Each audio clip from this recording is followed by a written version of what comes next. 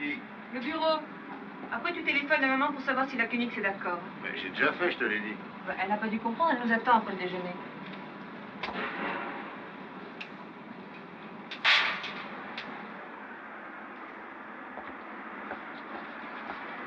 Ce qui serait bien, c'est qu'en ramenant ton père, Roland et lui se tuent dans un accident.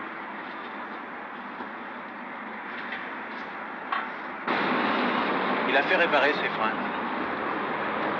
Non, j'ai réussi à ce qu'il oublie. Tu sais, dimanche dernier, à l'embranchement d'Évreux, il y a eu 7 morts.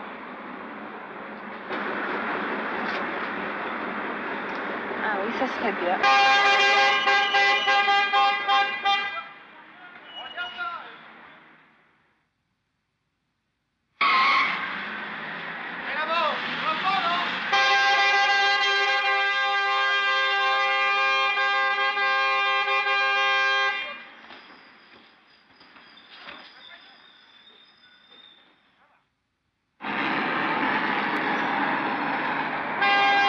Qu'est-ce que tu crois? Quand je veux pas rentrer avec eux, je vais inventer un truc, je vais avoir une bronchite.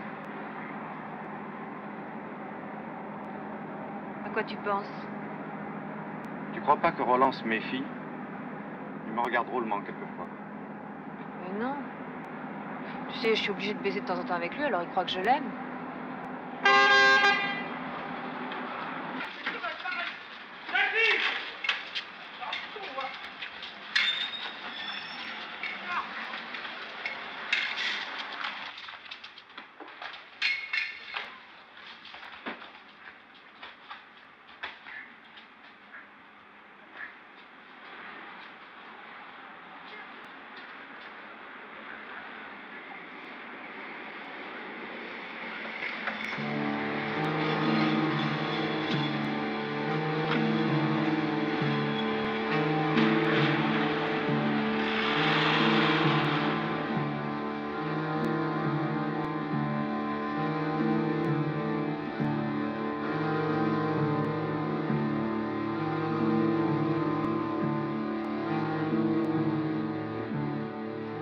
Téléphone plus ici, c'est dangereux. Un type qui tapait sur un autre, il lui avait abîmé son phare. À un moment, j'ai bien cru qu'il était mort. Ah oui, si ça avait été elle, ça serait bien. Non, d'abord l'argent.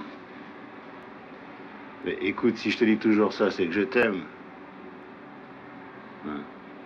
Faut que je fasse attention. Après les somnifères et le gaz, elle est vraiment bête, mais elle va finir par se méfier. De toute façon, l'important, c'est que le vieux claque. Après, quand Corinne aura l'argent, s'occupera d'elle. Mais oui, je t'aime. Mais oui, tu es ma grande chienne splendide, tu le sais bien. Allez, à lundi. Recommence. C'était quand? Mardi. Oui, mardi soir après la piscine. Tu m'avais dit avant-hier. Je me suis trompée. Oui, je sais que c'était mardi parce que j'ai arrêté la pilule mercredi. Quoi qu'il se passe, j'avais moins peur de toute façon. Pourquoi est-ce que tu aurais eu peur? Mais cette fois-ci, c'était pas comme dans Marie-Claire ou dans les romans.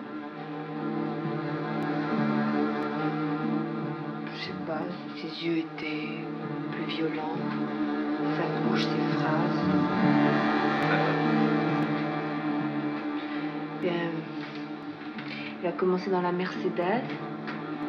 Je lui ai dit qu'il me plaisait trop et que j'avais pas envie simplement de me l'envoyer. Il fallait se revoir. C'est vrai, c'est con de se caresser dans les bagnoles. Je lui ai dit qu'il valait mieux me raccompagner, que je téléphonerais dans l'après-midi. J'avais envie de l'aider, mais... Et lui, qu'est-ce qu'il te répondait?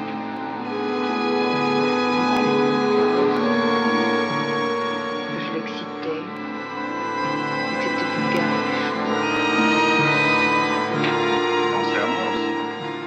Oui, bien sûr, je pensais. T'as relancé d'abord, c'est ça qu'il faut comprendre.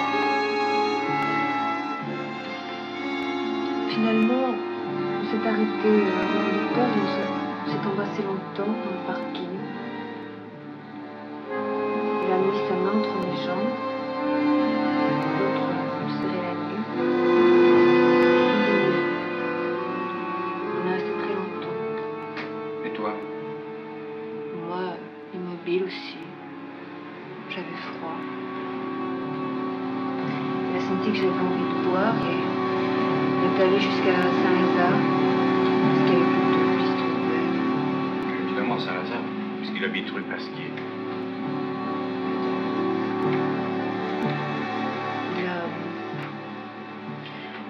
J'étais fatiguée, j'avais très froid. Moi, je m'aperçois que j'étais pas ivre du tout. Je voulais qu'il me baise, c'est tout. N'importe où, finalement. Même dans l'ascenseur. Je disais rien. J'ai senti son épaule toucher un de mes seins pendant qu'il Pourquoi? comme ça. Puis, Monique est venue pour m'ouvrir. Elle était en peignoir et ça m'a étonnée parce que je croyais qu'elle était partie en Espagne avec ce dessinateur, tu sais. Bah non, je sais pas. Mais si, on les a vus, faisaient la queue devant le Georges V. Ah oui, d'accord, mais je ne savais pas que c'était sa femme. Ils sont mariés seulement depuis 2 mois. Alors, et puis? Alors, elle nous a ouvert la porte. Paul a enlevé son manteau et a demandé s'il y avait quelque chose de chaud. Monique lui a dit qu'il n'y avait que du whisky, du vin rouge dégueulasse. Elle s'est mise à rire. Tout à coup, Paul avait l'air emmerdé. Moi, j'ai éclaté de rire aussi. Il nous a regardés et il nous a dit qu'il allait se changer. Je suis allée avec Monique dans sa chambre. Pas mal. Il y avait du feu. J'ai enlevé mon impair. Monique me regardait. Elle m'a demandé pourquoi j'avais l'air de trembler, que si j'avais froid, je pouvais me déshabiller, qu'il ne fallait pas que je me gêne. Alors elle m'a aidée À quoi? à enlever ma jupe et mon pull vert. Oui, oui. J'étais comme ça, en soutien-gorge et en slip. Je me suis rapprochée du feu, je lui ai tourné le dos. Je suis sûre qu'elle me regardait. Je lui ai demandé pourquoi elle ne disait rien. Et comme elle ne répondait pas, je me suis retournée.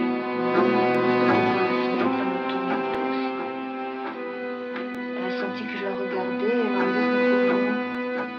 Elle était complètement à poil. Elle m'a demandé si je trouvais pas son cul trop gros. Je lui ai dit que non.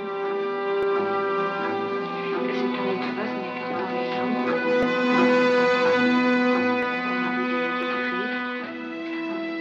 Je lui ai dit qu'elle avait des cuisses blanches et que son sexe faisait une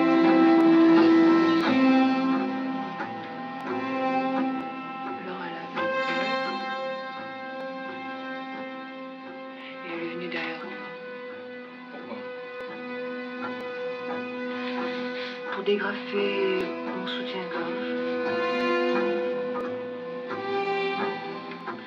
Alors, Paul est arrivé. Il était en pyjama, la veste ouverte, avec une bouteille de whisky. Il m'a forcé à boire. Et puis, il a dit à Monique de continuer. Qu'est-ce qu'elle faisait? Il me blottait les seins. Et puis? Mais Paul s'est mis à poil aussi. Il me faisait admirer son sexe. Il a demandé à Monique de baisser mon slip. Alors elle m'a fait mettre ma tête entre ses jambes. Comme ça. Moi je tournais le dos à Paul. Je me souviens qu'elle décrivait mes fesses et que lui les regardait pendant ce temps. Et puis il est venu les toucher avec ses doigts et Monique pendant ce temps renversait le reste de la bouteille sur mon dos. Moi je sentais le vin couler entre mes fesses. Et Paul s'est mis à genoux et il léchait mon cul. C'était pas désagréable. C'était terrible. Je sentais le sexe de Monique contre ma nuque et je sentais ses poils qui se mélangeaient avec mes cheveux.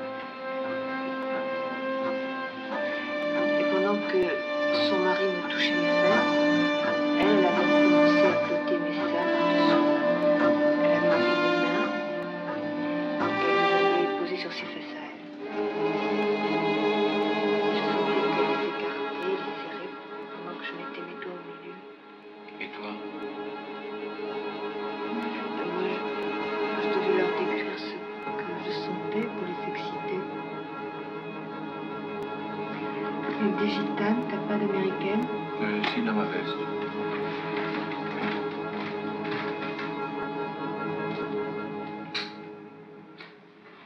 Non, il n'y en a plus. Pas une gitane? Oh, j'ai honte de ça. Et c'est tout?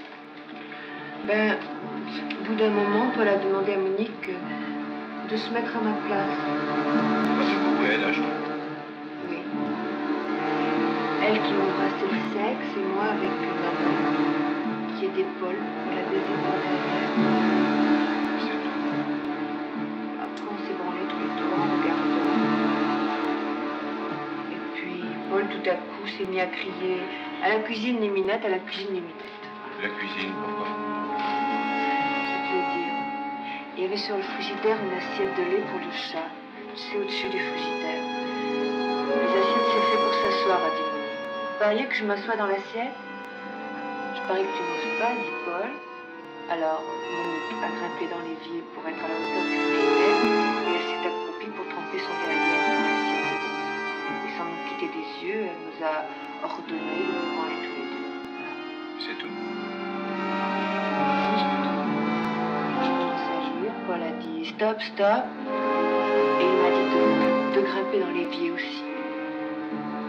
Il m'a fait agenouiller devant Monique, puis il a pris un œuf dans le frigidaire, et pendant que je m'enlevais le sexe de Monique qui trempait toujours dans le lait, Paul a mis l'œuf entre mes fesses et mon bas cheveux, jusqu'à ce que l'œuf éclate et déboule entre mes jambes. C'est vrai ou c'est un cauchemar? Je sais pas. Je t'adore, Paris. Viens m'exciter.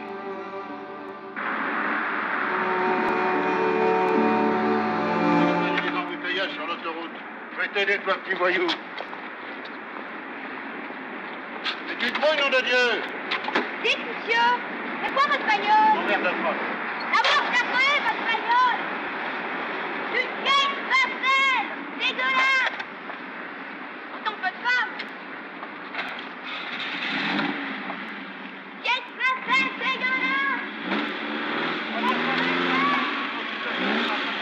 Vieille vaisselle dégueulasse! Maman, ils ont abîmé la Dauphine!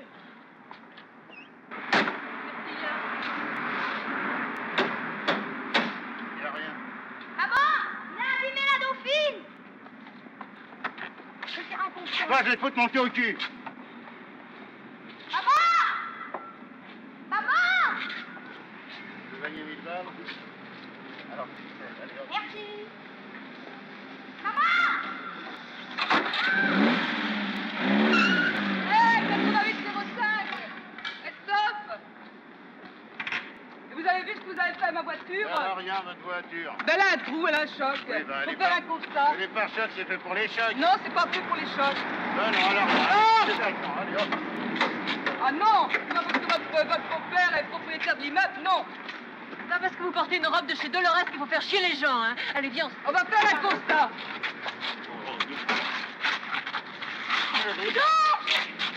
Non! Ce truc a pas cherché dans le tas. Non! Tiens Non! là. Oh, c'est pas... Tu te connais du 16e. Toi, arrête, hein. Connard du 16e, hein? Hein, on est du Non! connard du 16e. Non! Bon, moi, j'en ai marre, hein. Arrête. Allez, Non! Toi, arrête, hein, ça suffit.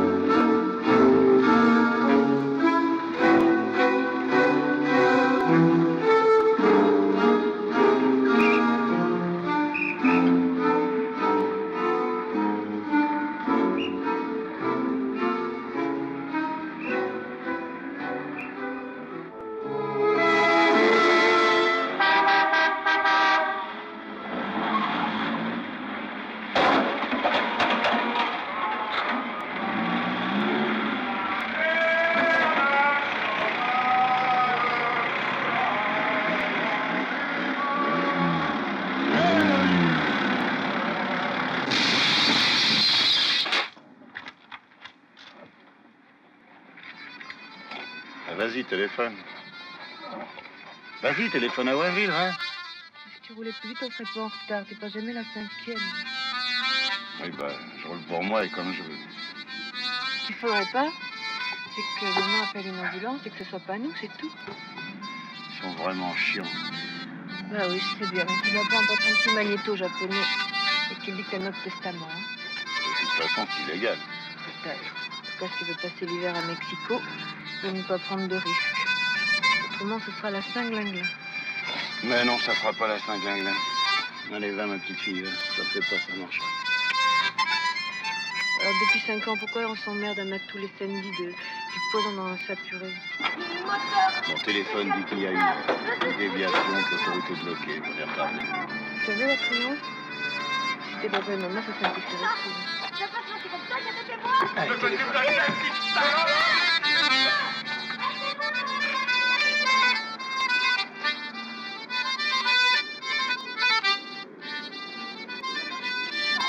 Petite ordure de la bourgeoisie. Espèce de gros rat des champs dégoûtants. Petite salope de parisienne. C'est dans votre étable.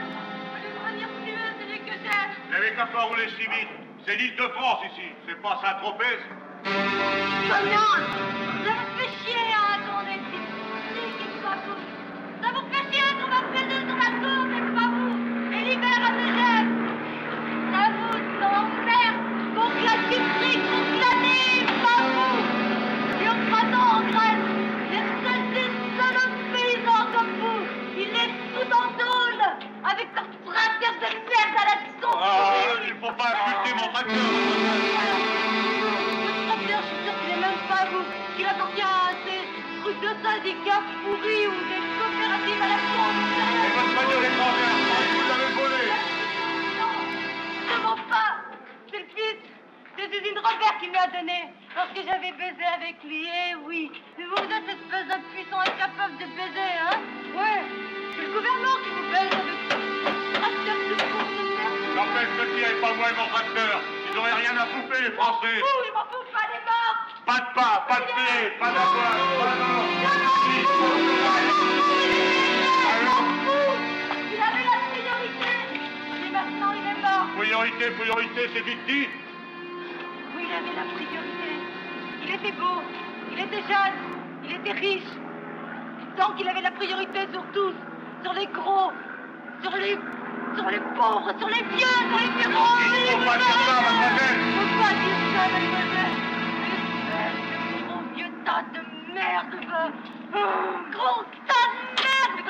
Espèce de petite salope. Hein? Votre tracteur va marcher. 1 million $, c'est pas rien quand on travaille avec ses mains. C'est dégoûtant. Patient. 2,5 millions avec son moteur. Spécial Chrysler. Il est foutu. Qu'est-ce que ça peut vous foutre? Il est foutu. Maintenant, il est mort. Alors, mais vous croyez que ça va se passer comme ça, hein? Vous croyez que ça va se passer comme ça? Non, je dirais. Monsieur Blastel, petite salope. N'est-ce pas, madame? Eh, vous n'allez pas partir comme ça. Enfin, on est tous frères un dimanche, non? Un peu de fumier, là. Un salaud. Pourri, dégueulasse.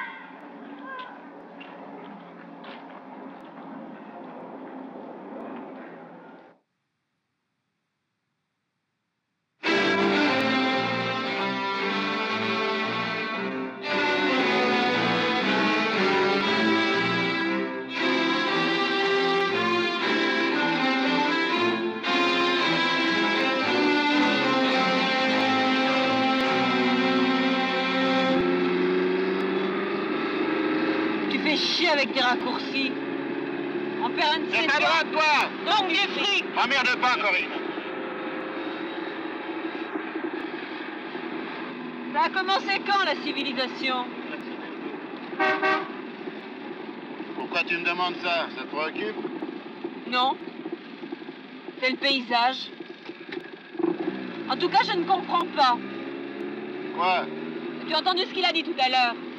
On est tous frères, a dit Marx. Mais c'est pas Marx. C'est un autre communiste. C'est Jésus qui l'a dit. Je ne sais pas, en tout cas, je suis d'accord avec toi. Même si c'était vrai, ça m'intéresse pas. On n'est plus au Moyen-Âge. Il est quelle heure? Allô,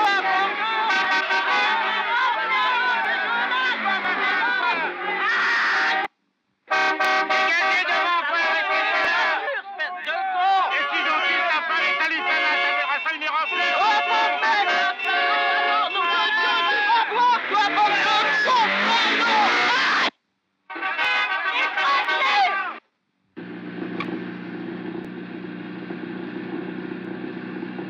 Tu crois pas qu'il va pleuvoir? Mais oui, il va pleuvoir. Je crois pas parce qu'il y a du soleil. M'emmerde pas, je te dis qu'il va pleuvoir.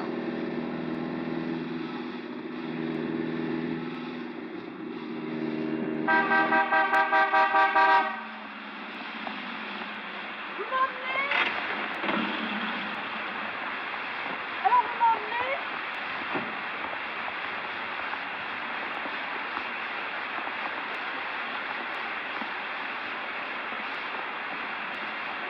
Joseph!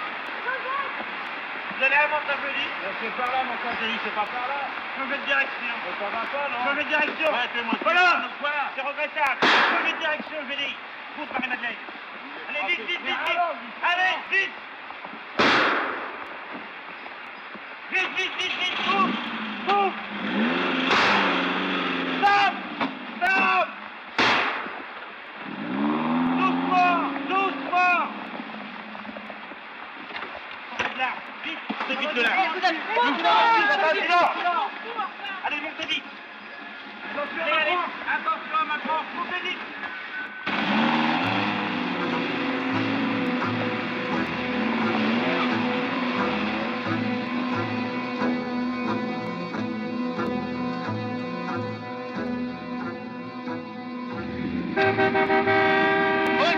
Ça servira toutes ces photos. Silence. Il n'y a pas que le ministre de l'Intérieur, Dieu aussi à sa police.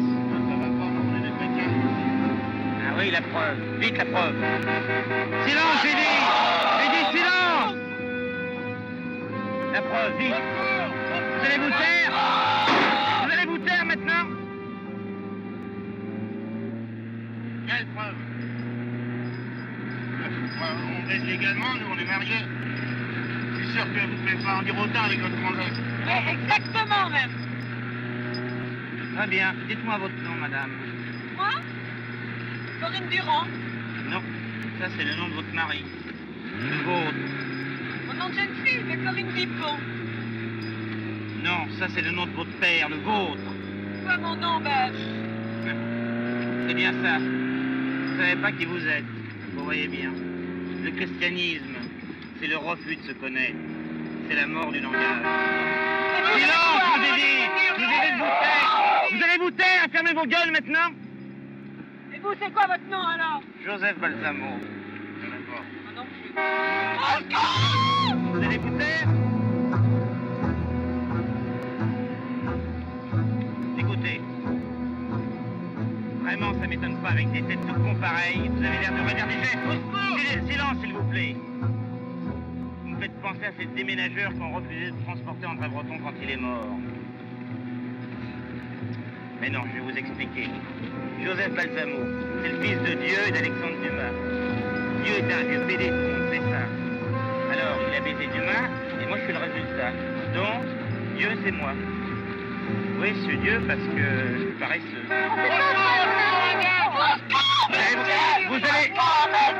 allez vous taire.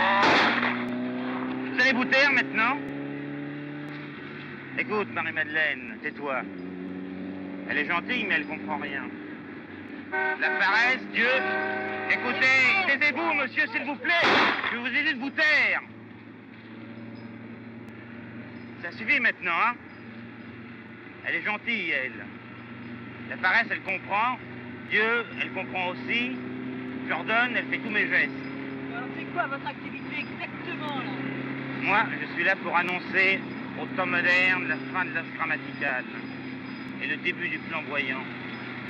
Dans tous les domaines, spécialement le cinéma. Moi j'en ai marre, je stoppe. Mais non, écoutez, soyez gentil. Écoutez, je vous fais une proposition. Si vous m'emmenez jusqu'à Londres, je vous offre tout ce que vous voulez. Tu parles, espèce de minable, va. Non, non.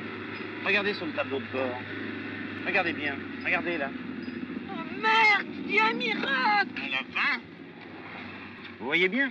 Tout ce que vous voulez, mais si vous m'emmenez jusqu'à Londres, hein. Une Mercedes, une grosse Mercedes de sport? Oui. Une robe du soir de chez Saint-Laurent. Oui. Un hôtel à Miami Beach? Que je devienne vraiment blonde. Vraiment, hein. Une flottille de Mirage 4. Comme ceux qui avaient les youpins pour filer la dégelée au raton. Un week-end avec James Bond. Vraiment. C'est vraiment tout ce que vous désirez? Ouais, ça ira. Oh, mec. Vous êtes des salauds. Je vous donnerai rien. Allez, vite, un miracle. Allez, espèce d'escroc, un miracle. Vous imaginez que je vais faire ça pour des trous du cul comme vous? Bon, allez, y'en a marre, descendez maintenant. Allez, vite dehors. Allez, sors de là! Sors de là, petite salope, je vais t'apprendre, moi! Je vais te faire courir, moi! Tire-les dessus! Mais tire-lui dessus! Salaud! Fumier! Un peu fumier! Sale juif, hein! Je vais te crever, moi! C'est tordu! Le gros salaud! Pourriture! Je vais t'en foutre de la main, moi! Qu'est-ce que c'est? Mais enfin!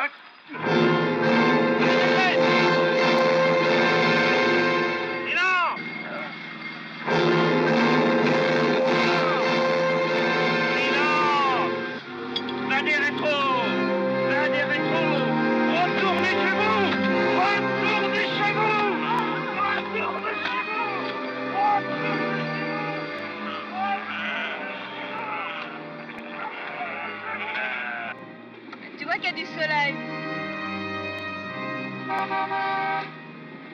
Mais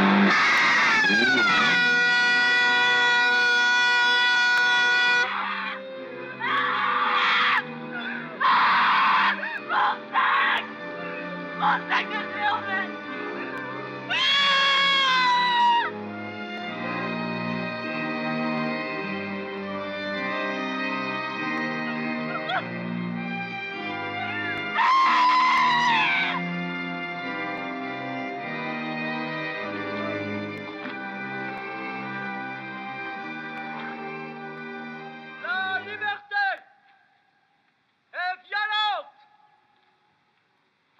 comme le crime. Il semble qu'elle soit la vertu du vice Le couteau est sous l'oreiller. et qu'elle combatte contre l'esclavage.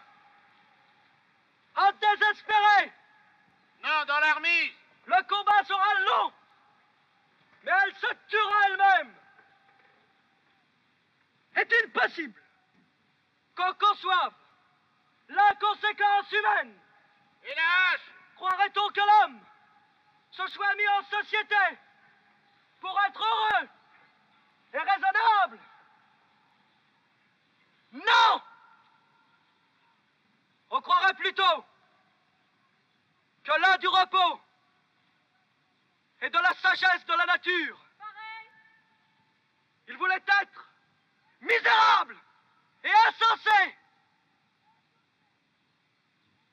Je ne vois que des constitutions pétries d'or, d'orgueil et de sang.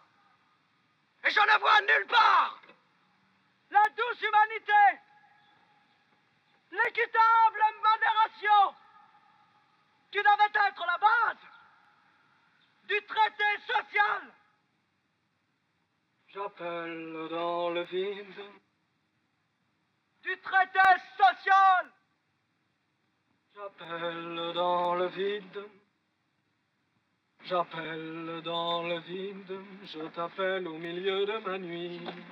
Mes mots s'en vont rapides. Iront-ils jusqu'à toi aujourd'hui? Allô, allô, tu m'entends? Est-ce qu'il fait beau temps là-bas sous ton ciel? Ici, même sous la pluie, l'odeur me poursuit d'un peu d'estérel.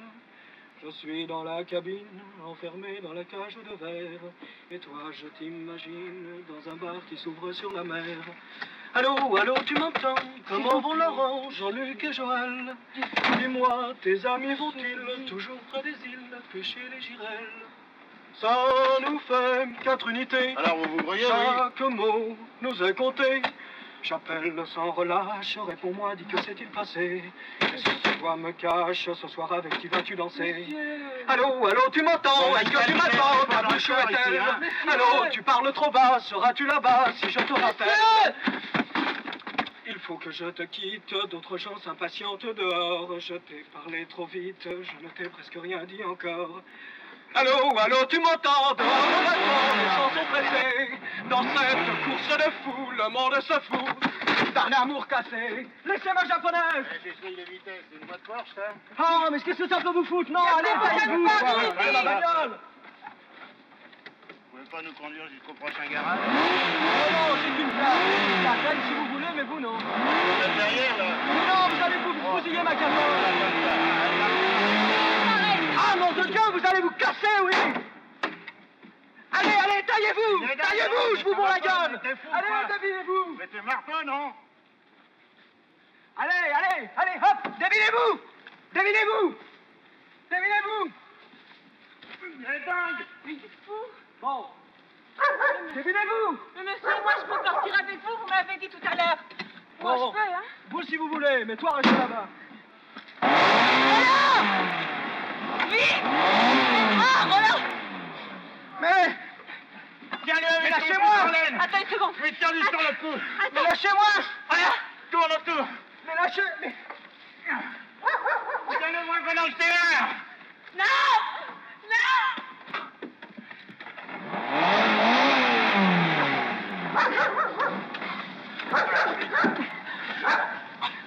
Taillez, oui. Taillez, oui.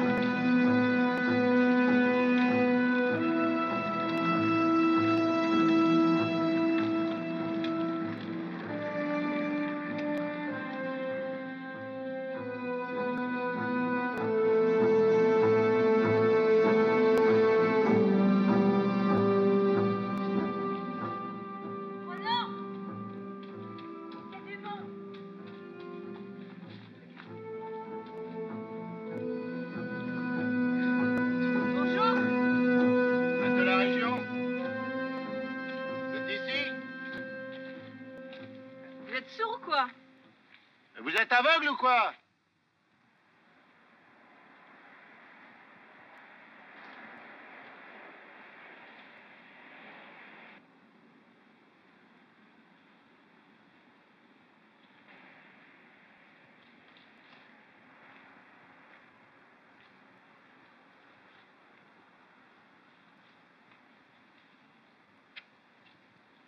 Victime d'un vol à Los Angeles, ville où l'on fait trafic des rêves, je m'aperçus que je tenais secret soigneusement ce vol, commis par un émigré mon pareil, et lecteur de tous mes poèmes.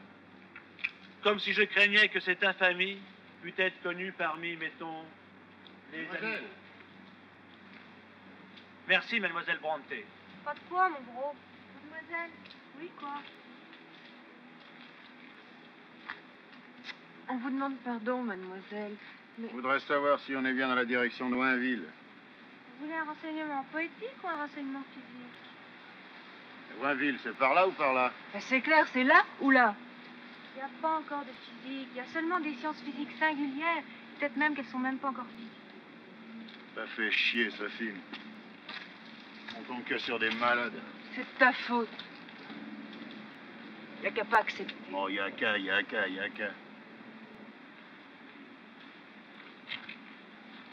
Mais peut-être que le destin sait tout, et qu'il fait semblant de manquer son coup. Il ajoute hésitant 7 années de bonheur, ensuite irrésolu, il vous en reprend 2. Merci, Émilie. C'est pas de quoi, mon gros. Mademoiselle, s'il vous plaît.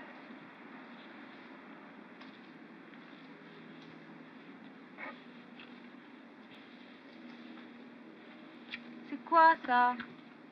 Ben, c'est un caillou.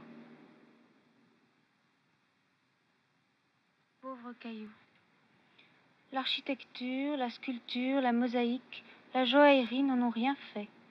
Il est du début de la planète, parfois venu d'une autre étoile. Il porte alors sur lui la torsion de l'espace comme stigmate de sa terrible chute. Il est d'avant l'homme. Et l'homme, quand il est venu, ne l'a pas marqué de l'empreinte de son art ou de son industrie. Il ne l'a pas manufacturé, le destinant à un usage vulgaire, luxueux ou historique. Le caillou ne perpétue donc que sa propre mémoire.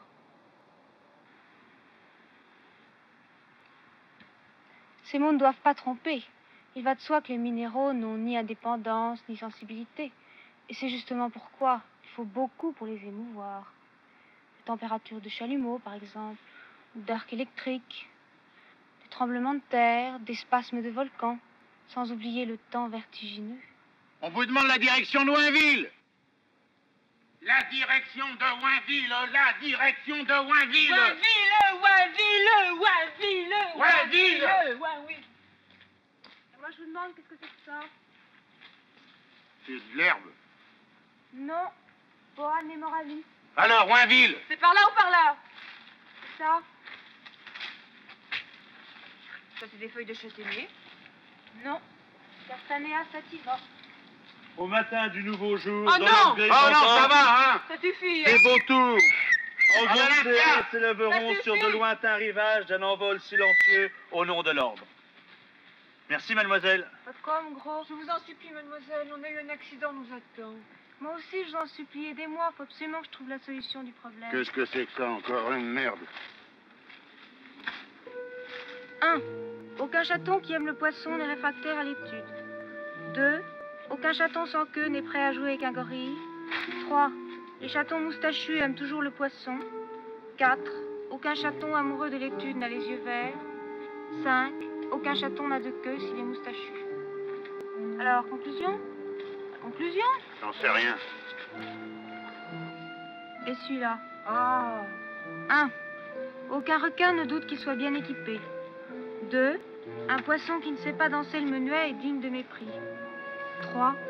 Aucun poisson n'est tout à fait sûr d'être bien équipé s'il n'a 3 rangées de dents. 4. Tous les poissons, excepté les requins, sont gentils avec les enfants. 5. Aucun poisson corpulent ne sait danser le menuet. Et 6. Un poisson qui possède 3 rangées de dents ne mérite aucun mépris. La conclusion?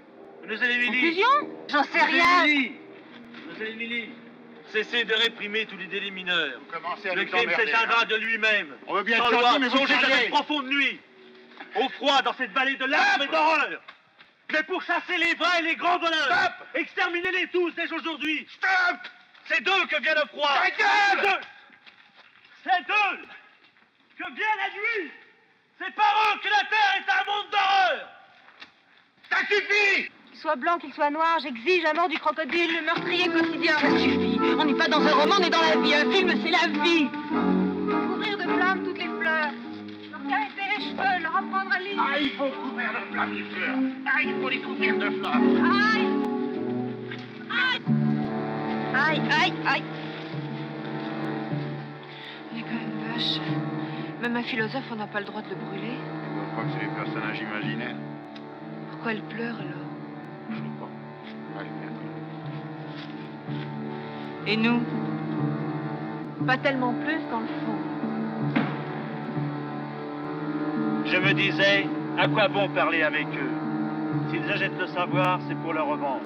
Ce qu'ils veulent, c'est trouver du savoir à bon marché qu'ils puissent revendre au prix fort. Ils veulent vaincre. Ils ne veulent rien savoir de ce qui nuit à la victoire. Ils ne veulent pas être opprimés. Ils veulent opprimer. Ils ne veulent pas le progrès. Ils veulent être les premiers. Ils se soumettent à n'importe qui pourvu qu'on leur promette qu'ils pourront faire la loi. Je pensais que leur dire.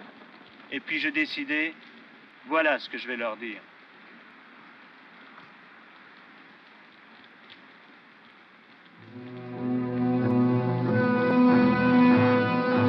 On sait rien. Oui. Notre ignorance de notre propre nature est totale. Aussi totale que notre ignorance de ce qu'il est sévère. On est des énigmes tous les deux. Et l'individu qui dit le contraire est le plus ignorant parmi les ignorants. Et l'individu qui dit le contraire est le plus ignorant parmi les ignorants.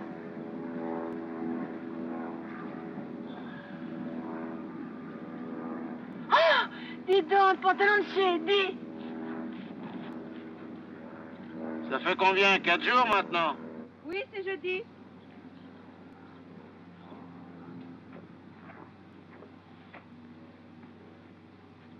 T'as sûrement crevé, ton vieux. Au moins depuis lundi.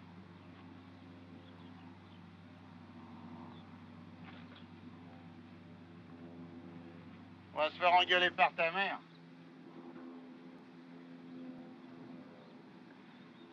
Ça fait chier quand même, c'est injuste. Je parie que cette vieille salope, elle aura transformé le testament.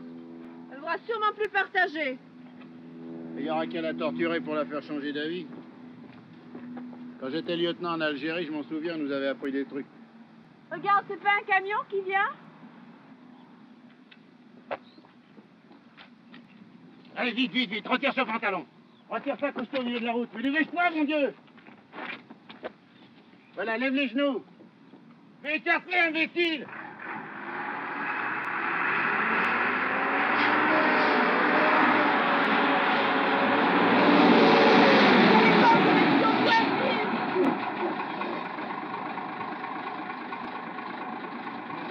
Oui, mais il faut l'aider dans son concert parce que le gars qui était avant avec lui, s'est parlé avec une concert.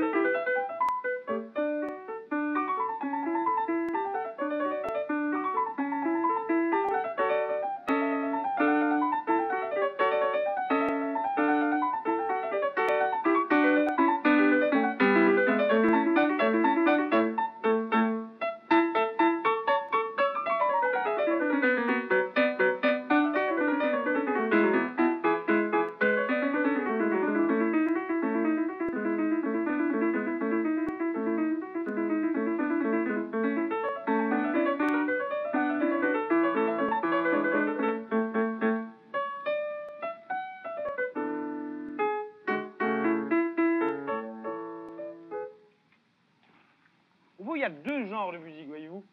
Celle qu'on écoute et celle qu'on n'écoute pas. Bien évidemment que Mozart fait partie de celle qu'on écoute, surtout quand on pense aux droits d'auteur gigantesques qu'il aurait maintenant le pauvre. Celle qu'on n'écoute pas, il faut bien le dire, c'est la musique moderne, dite sérieuse. Tu ne peux pas entrer deux chats dans la salle et la musique moderne réelle. En revanche, et au fond, tout simplement, basée sur les harmonies de Mozart, on entend un peu Mozart à travers elle. Quand on écoute Dario Moreno ou les Beatles ou les Rollins ou je sais pas quoi, c'est fondé sur les harmonies de Mozart, alors que la musique moderne dite sérieuse, on la cherche chez d'autres.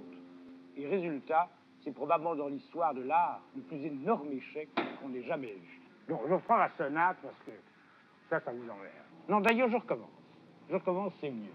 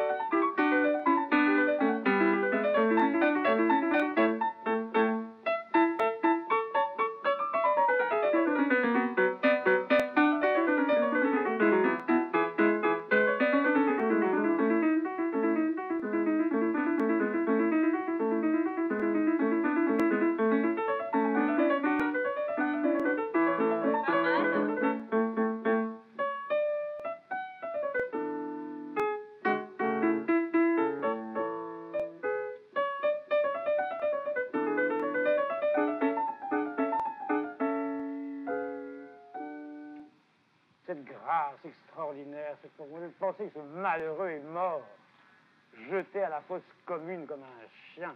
C'est quand même triste, on pense à cette tendresse mélodique. Notez qu'il y avait tout Vienne, heureusement, à son enterrement. Ils ont tous été chassés par une tempête de neige. Enfin, c'était des chiens qui n'avaient aucune reconnaissance. Excusez-moi, je continue. Où est-ce que j'en étais, ma petite? Non, pas là. Là. Il faudrait savoir. Ouais, voilà.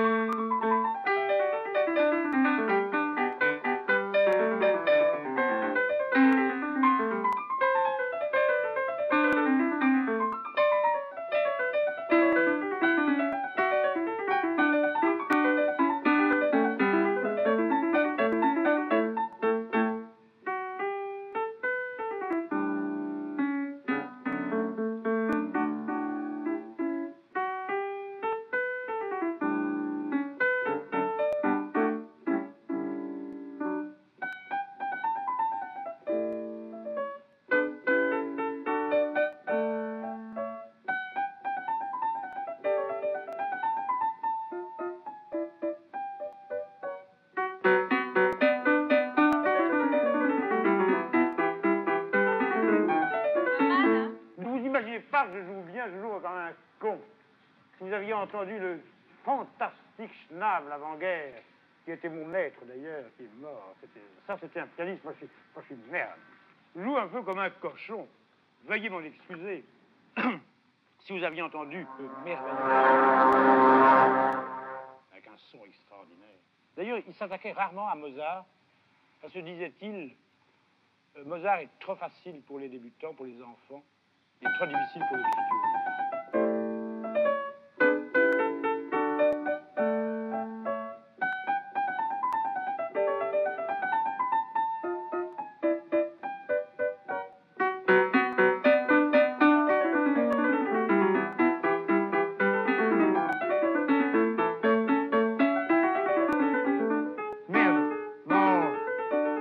Putain de cigare qui me fait faire des fausses notes.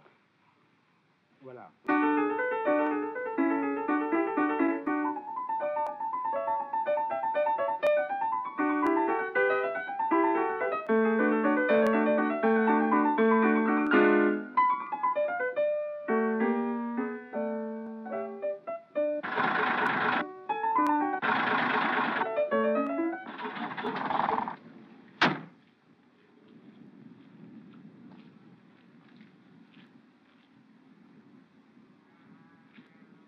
Voilà, tout droit. Merci. Merci.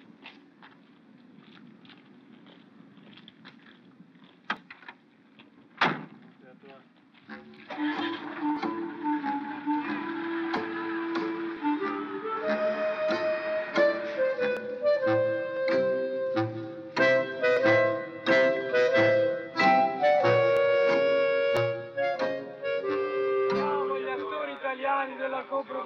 Qu'est-ce qu'ils font, eux? Siamo gli attori italiani della coproduzione.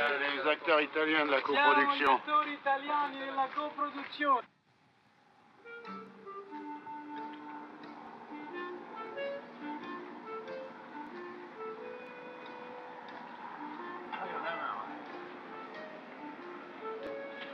Allez, viens.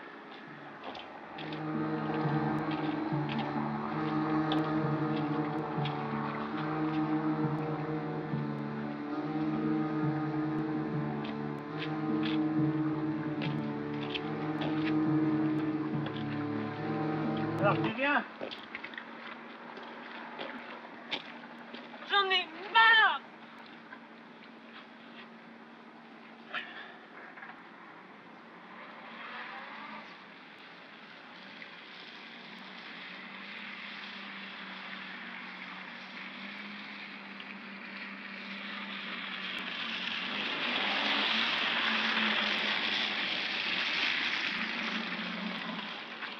Vous êtes dans un film ou dans la réalité? Dans un film. Dans un film, vous êtes trop menteur.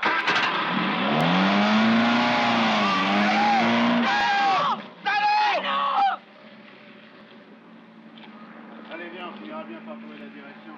Non, j'en ai marre. Je veux dormir, je vais crever. Eh ben, crève!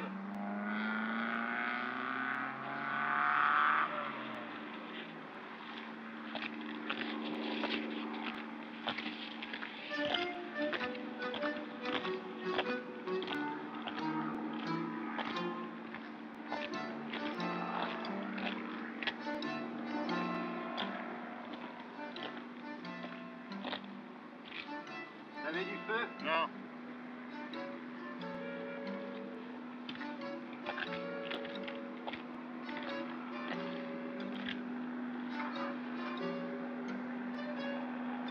Gonzesse, là.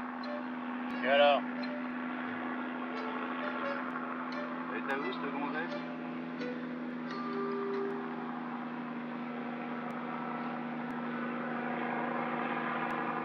Non!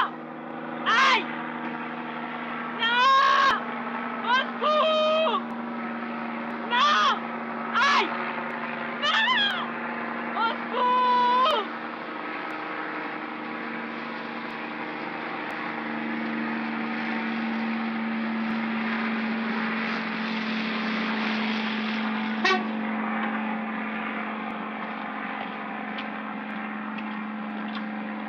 On fait par Roinville. Vous préférez être baisé par Mao ou par Johnson? Schwarzenfeld, évidemment. Allez, Jean, tape pas chic. Ah, nom de Dieu, nom de Dieu, nom de Dieu! Nom de Dieu!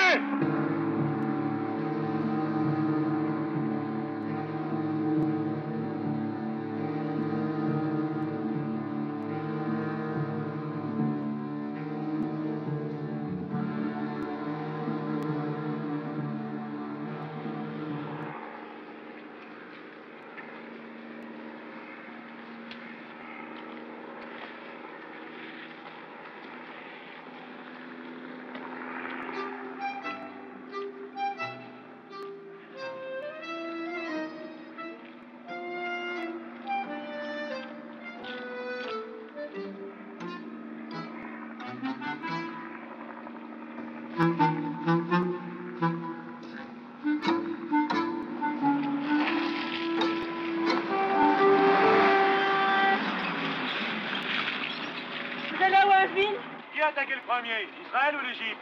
C'est salaud d'Égyptien, n'est-ce pas, Roland? Pauvre ignorant.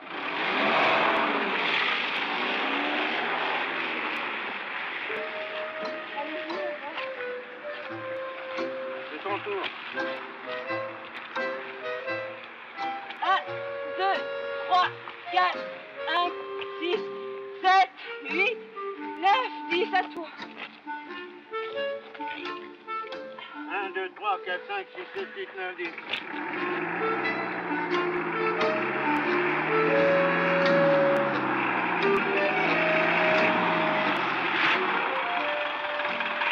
Vous allez à Waville?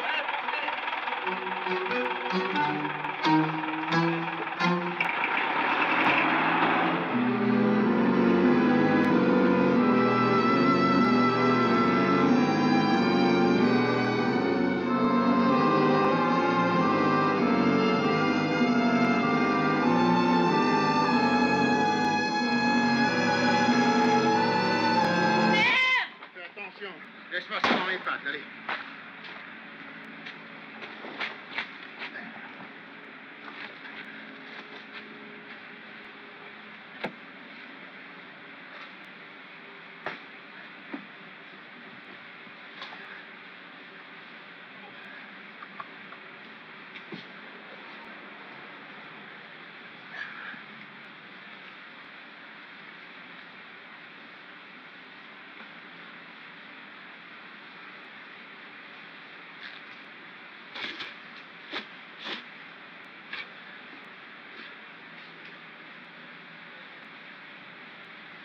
Juste une bouchée.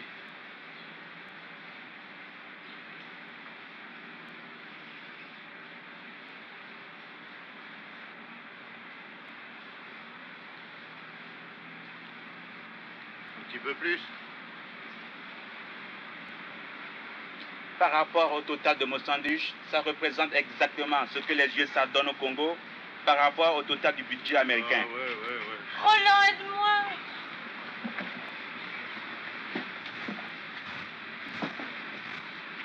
Monsieur, j'ai faim.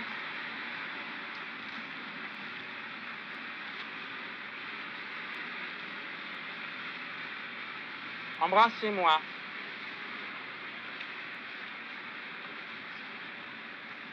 Embrassez-moi!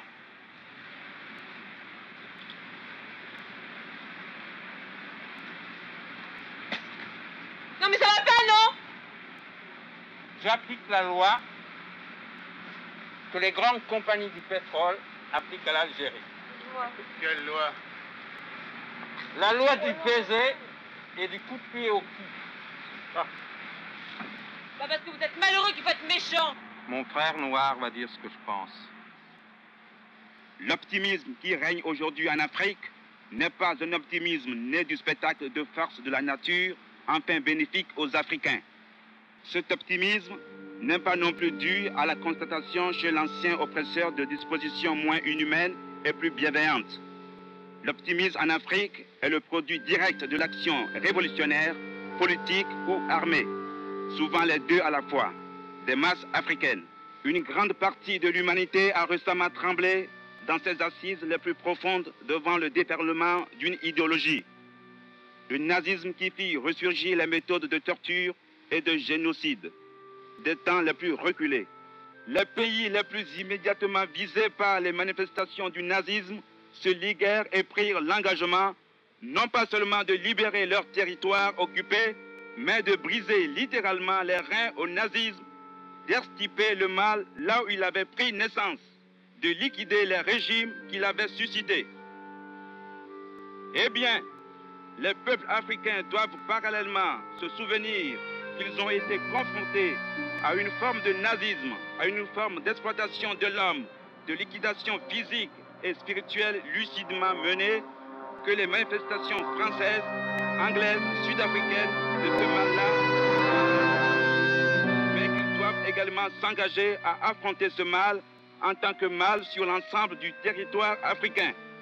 Nous, Africains, disons que depuis plus de 100 ans, la vie de 200 millions d'Africains est une vie au rabais, contestée, une vie hantée perpétuellement par la mort. Nous disons que nous ne devrons pas faire confiance dans la bonne foi des impérialistes, mais que nous devons nous armer de fermeté, de combativité. L'Afrique ne sera pas libre par le développement mécanique des forces matérielles, mais c'est la main de l'Africain et son cerveau qui déclenchent et mèneront à bien la dialectique de la libération du continent. Dans ces conditions, oui, nous pouvons être optimistes. Mon frère arabe va parler pour moi. Maintenant que vient l'heure de notre libération, voilà que vous cherchez au fond du sac, dans l'espoir d'y trouver des non-violents, des pacifiques, des hommes durs à la souffrance qui pratiquent le pardon des offenses. Ce n'est pas cela que je cherche.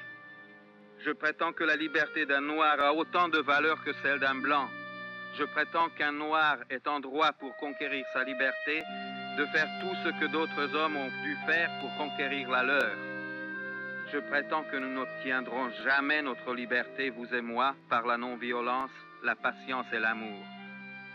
Nous ne l'obtiendrons jamais tant que nous n'aurons pas fait savoir au monde que nous sommes, vous et moi, en droit et en état de suivre l'exemple de tous ceux qui, pour être libres, ont sacrifié leur vie et aussi pris la vie à d'autres hommes et que nous sommes prêts à les imiter. Nous, les Noirs, nous sommes en guerre contre l'Amérique et ses amis. Mais nous ne pouvons pas lui faire une vraie guerre. Nous n'avons pas de canon et même si nous en avions, nous ne pourrions pas nous en servir. De plus, nous sommes inférieurs en nombre. Nous avons donc choisi la guérilla comme la solution qui s'imposait. Elle est pour nous une tactique avantageuse et même facile à appliquer.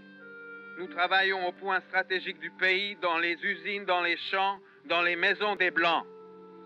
Nous pouvons saboter et détruire sans peine et même souvent sans tirer un coup de feu. Nous pouvons par exemple détruire les lignes téléphoniques, les chemins de fer, les aérodromes, les installations électriques et électroniques. La vie de chaque ville en Occident dépend d'un système électronique. S'il est paralysé, la ville l'est aussi. Ainsi, ville par ville, nous parviendrons à mettre l'Occident à genoux, à le ruiner économiquement. En même temps, nous mènerons des opérations de sabotage sanglantes.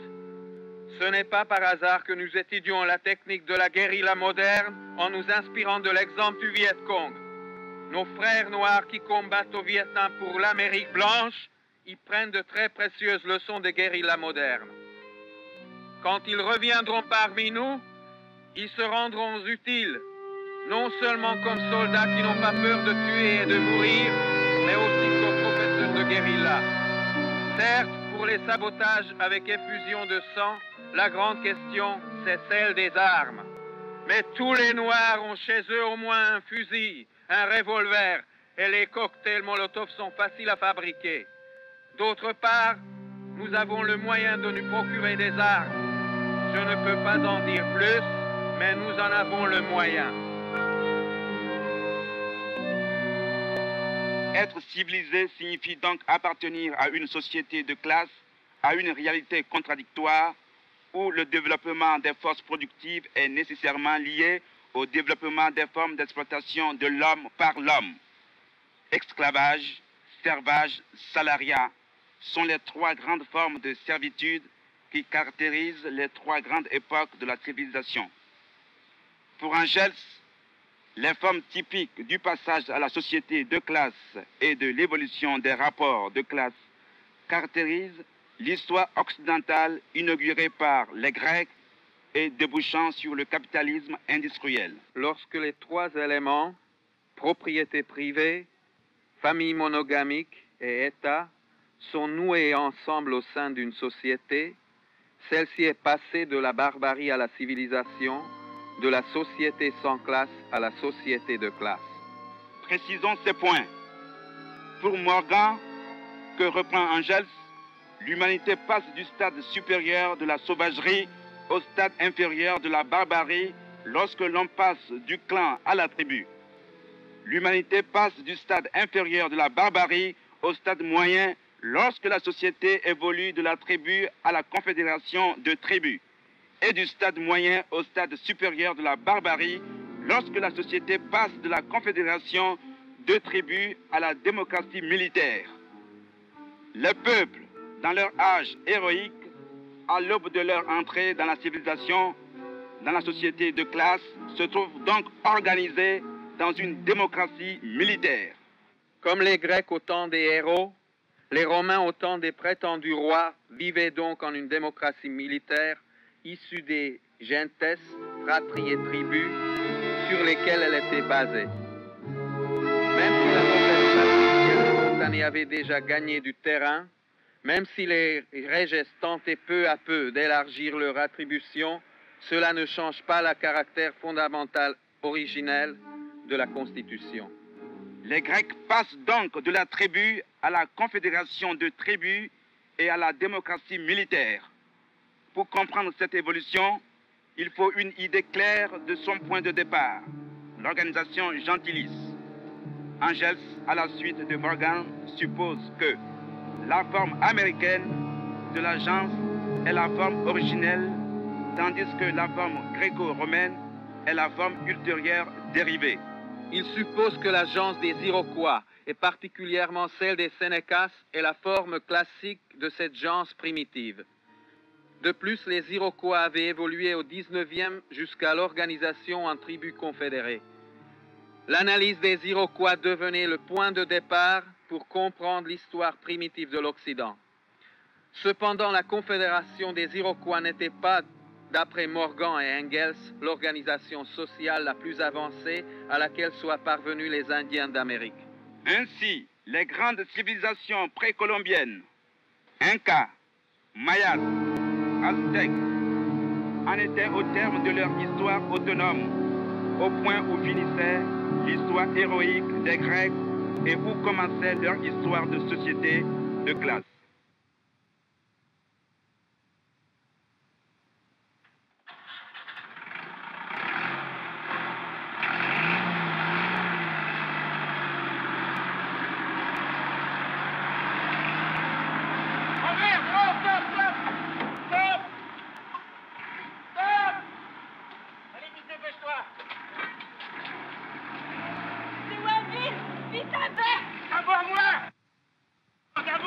Faute si on n'était pas là quand ton père est mort. Non, moi d'abord. Je crois qu'elle a dû tout faire. Qu'est-ce qu'elle t'a dit exactement?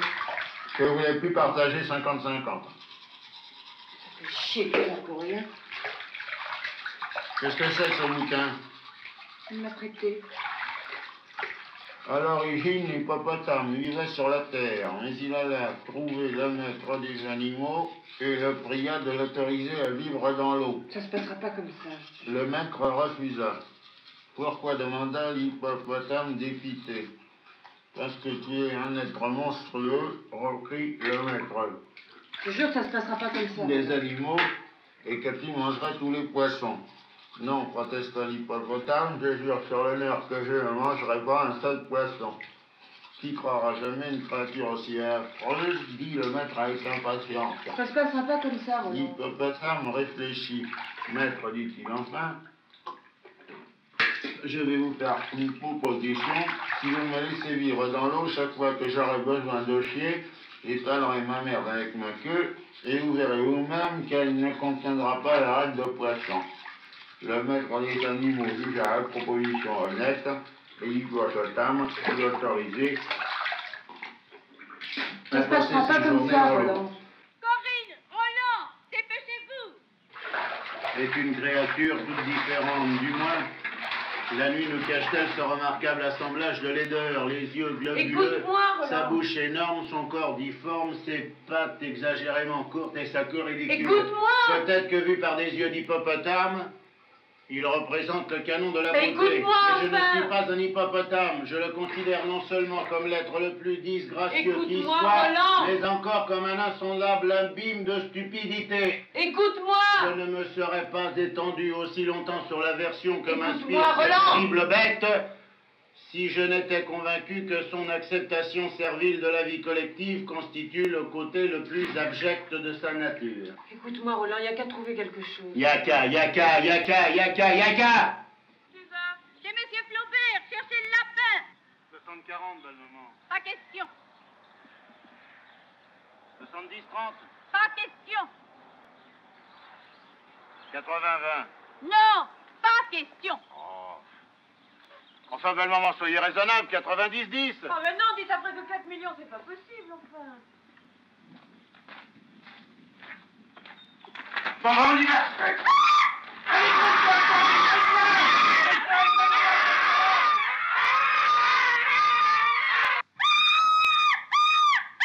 Comment on fait? Eh bien, le système du docteur Petiot. Non, la fumée là pour les voisins. Le système du docteur Goudron et du professeur Plume, alors.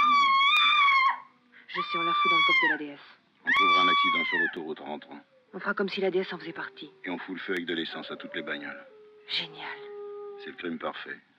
À nous la belle vie. Et les 50 millions. Je t'aime. Moi aussi.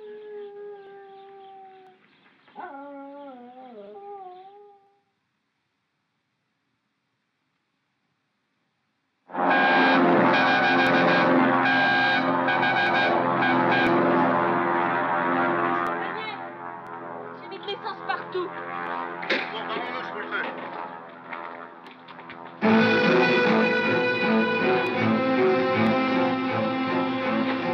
Attends-moi, salaud!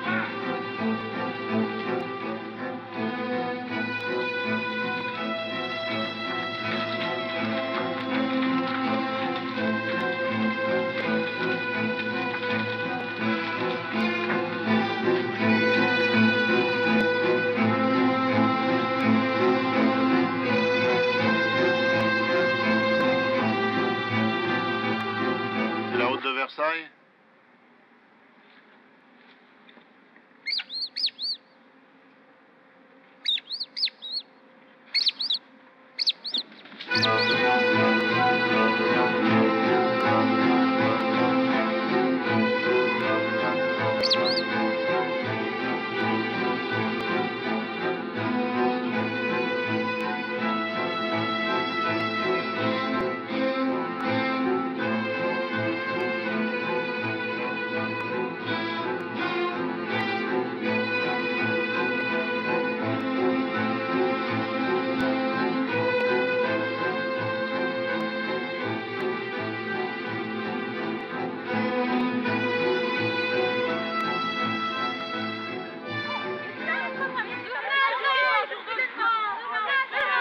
Qu'est-ce qui se passe?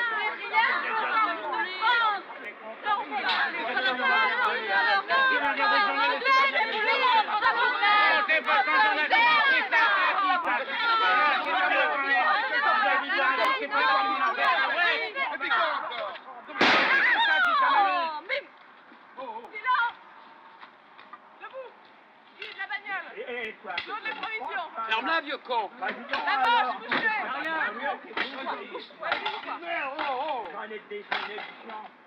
Le gros couché, la jeune couchée, la jolie et les deux moyens là-bas sur le côté, le vieux couché. Alors, c'est bon. Ta gueule! Tenez, alors, sans blague. J'en ai rien à foutre. Bah, dis donc, alors, c'est qui qui sort? Bordel! Ta merde, alors. Non, Reste bah, là. dis donc, alors, c'est bon. On la prend blonde, silence! Pêche-toi, Couché. Couché! Allez, plus loin. couche-toi, il y a des couchés. Couché! Couché! Couché, couché! Allez, restez Allez, couchés. viens coucher. Attendez voir la nuit. Couchez. Qu'est-ce que vous voulez? Oh, ça brûle. Non, bah, ça brûle.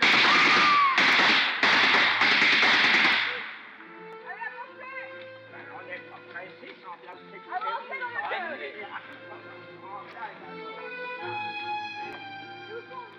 Et allez.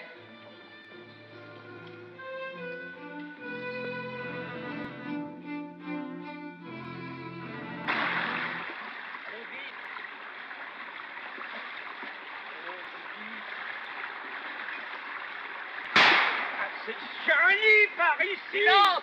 C'est que je vous dis qu'on a de l'argent. Allez, écoutez-moi une seconde.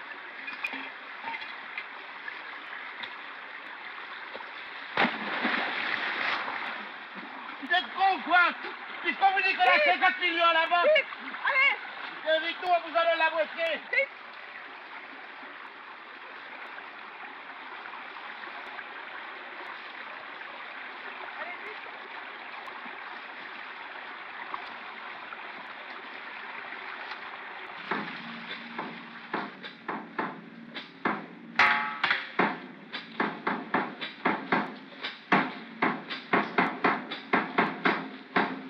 Alors, t'as trouvé. Merci. Oh, Louis! Qu'est-ce que tu fais là, Chirac? Mon gueule! Valérie! Tiens, copain! Allez, on a fait la guerre des coquilles ensemble, là! Viens.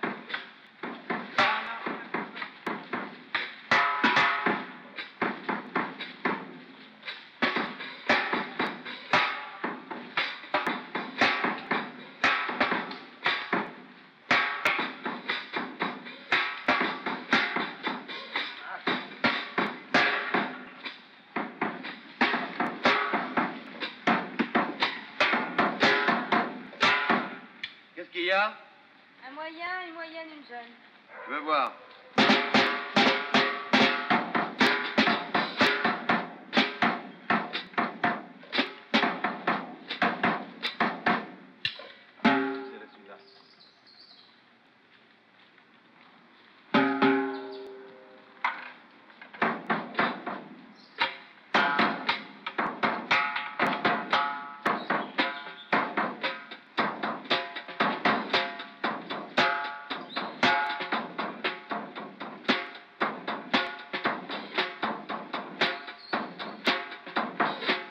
Pour Ernest, ça. Bon, alors, allons-y, on est fait à toi.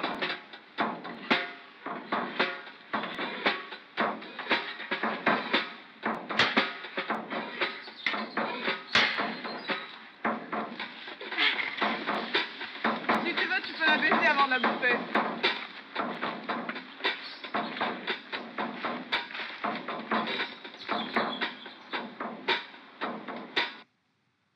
Cuirassé Potemkin, appel prisonnière du désert. À vous. Répondez, prisonnière du désert. Prisonnière du désert, je vous écoute, cuirassé Potemkin. Ici, prisonnière du désert, cuirassé Potemkin, à vous.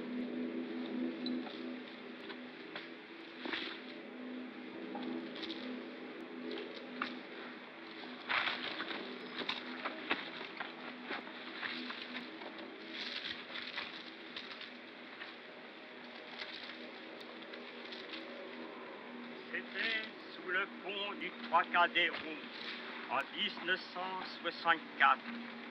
Il faisait vachement froid. Et t'en souviens, c'était le fameux hiver de 64. Et Alphonsine, elle avait tellement froid sous les mains qu'elle avait pris la queue pour se réchauffer. Elle me branlait. Faisait tellement froid que tout était gelé. Et Alphonsine me disait, oh merde, lui, c'est que tu as une grosse queue. Et moi, je lui ai dit, mais non, imbécile, je Allez. suis. Le chandail. Vas-y. La jupe.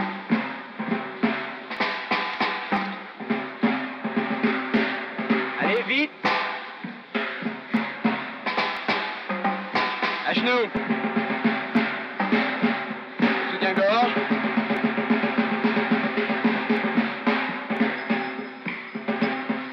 Le slip. Voilà, t'es prêt.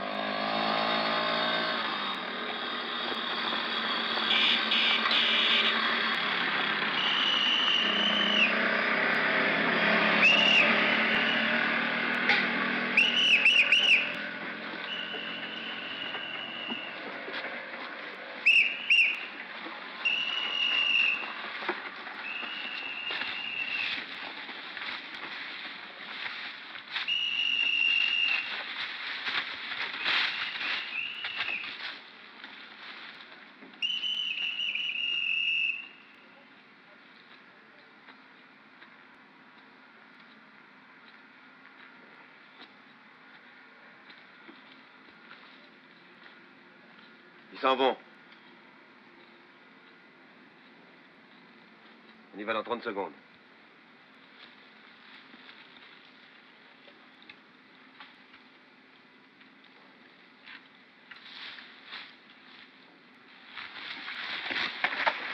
Non, non, non.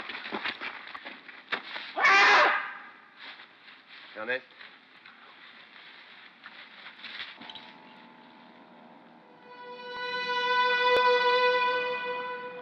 Vite, vite, vite. Allez. Passe-moi lui entre le ventre. Parce que c'est meilleur. C'est horrible.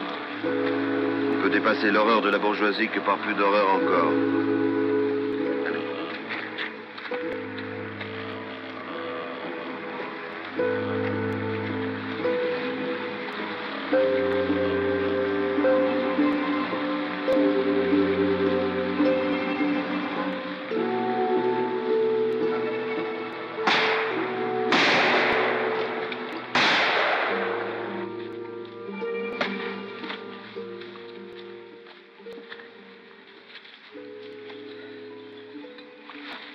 Allez vite.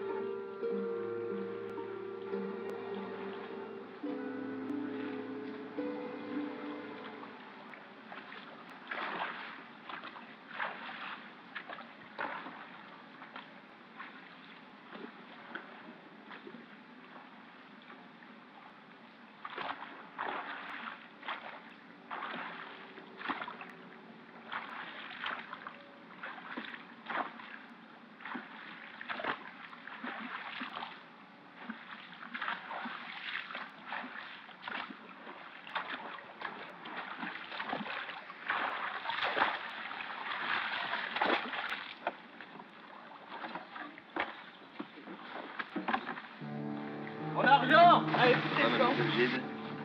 Oui, ça va.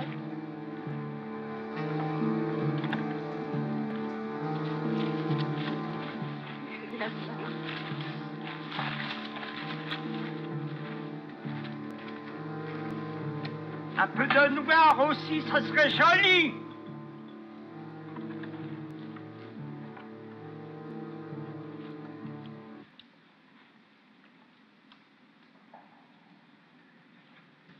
Peu d'orange!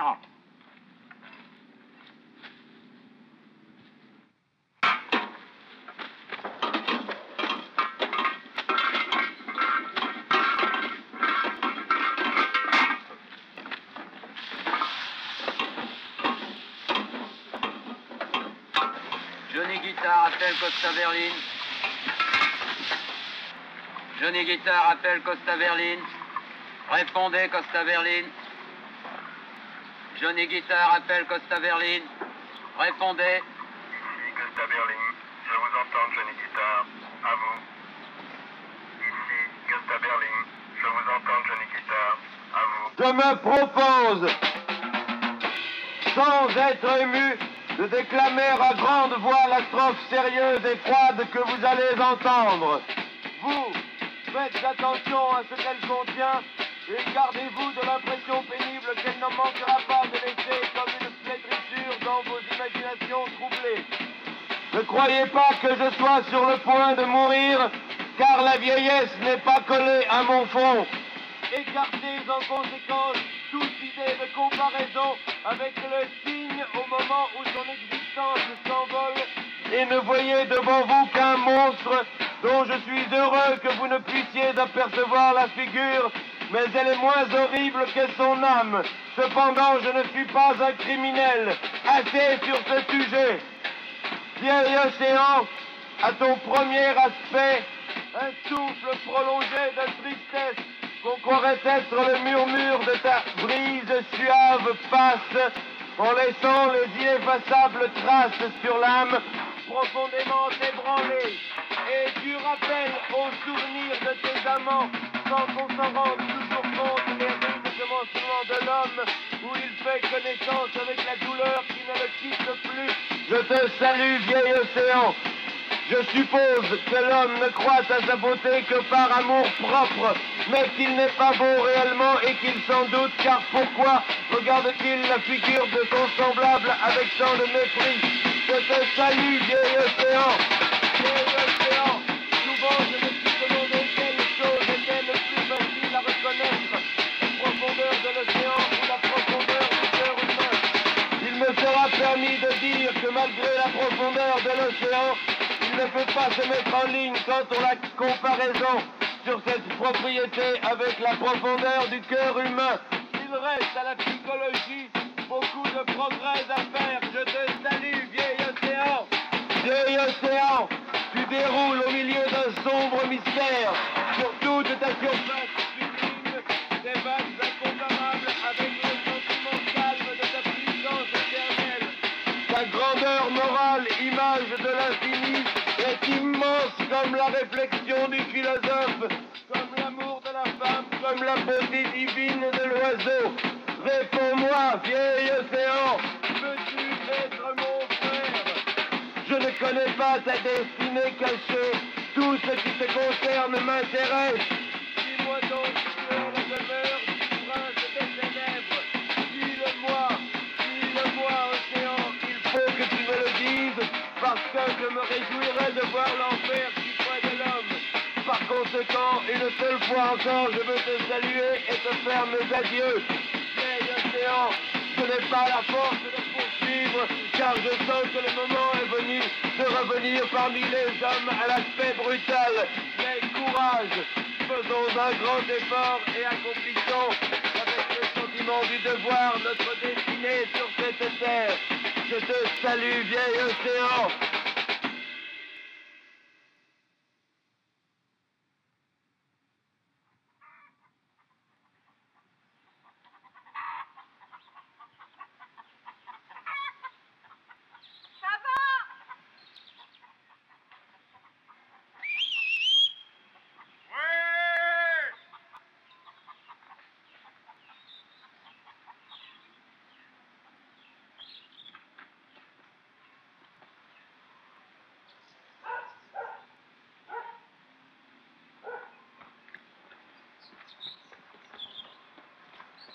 S'il vous plaît. Ta gueule!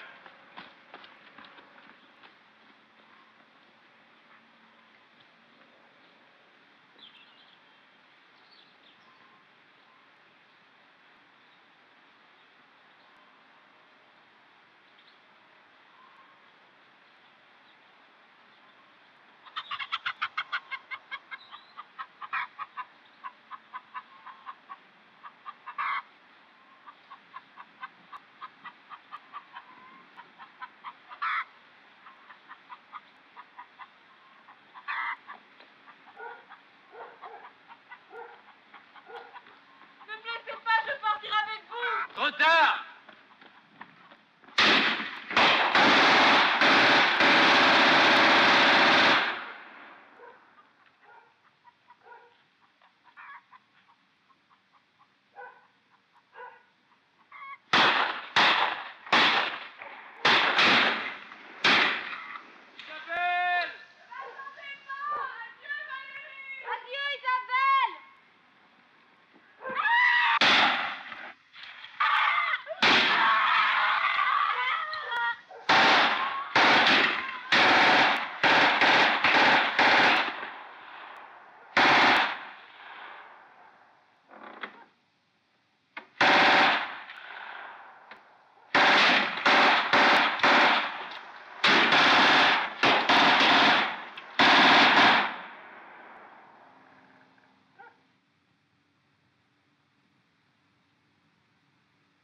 J'aimerais tant que tu comprennes, toi, que je vais quitter ce soir, que l'on peut avoir de la peine et sembler ne pas en avoir.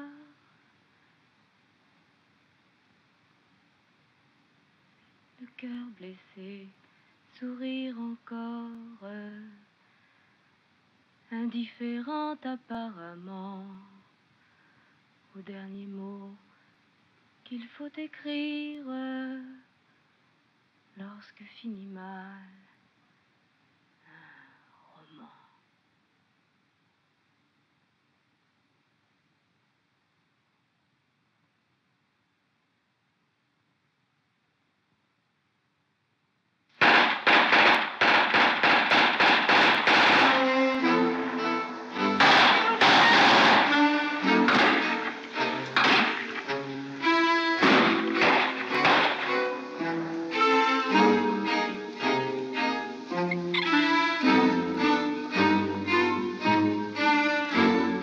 Quand ton pied glisse sur une grenouille, tu as une sensation de dégoût. Mais quand tu effleures à peine le corps humain, la peau des doigts se fend comme les écailles d'un bloc de mica qu'on brise à coups de marteau. Ah bon? Oui. Et de même que le cœur d'un requin mort depuis 1 heure palpite encore, de même nos intestins se remuent de fond en comble, longtemps après l'amour. Pourquoi je ne vois pas? Parce que, tellement l'homme inspire de l'horreur à son semblable. Peut-être que lorsque j'avance cela, je me trompe, mais peut-être aussi que je dis vrai. Je connais, je conçois une maladie plus terrible que les yeux gonflés par les longues méditations sur le caractère étrange de l'homme, mais je la cherche encore. Alors, Ernest,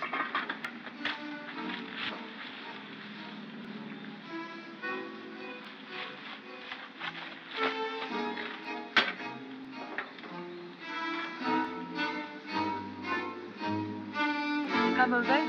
oui, on a mélangé le cochon avec le reste des touristes anglais. Ceux de la Rolls? Oui. Il doit y avoir un peu de ton mari qui restait aussi. Après Ernest, j'en reprendrai un morceau.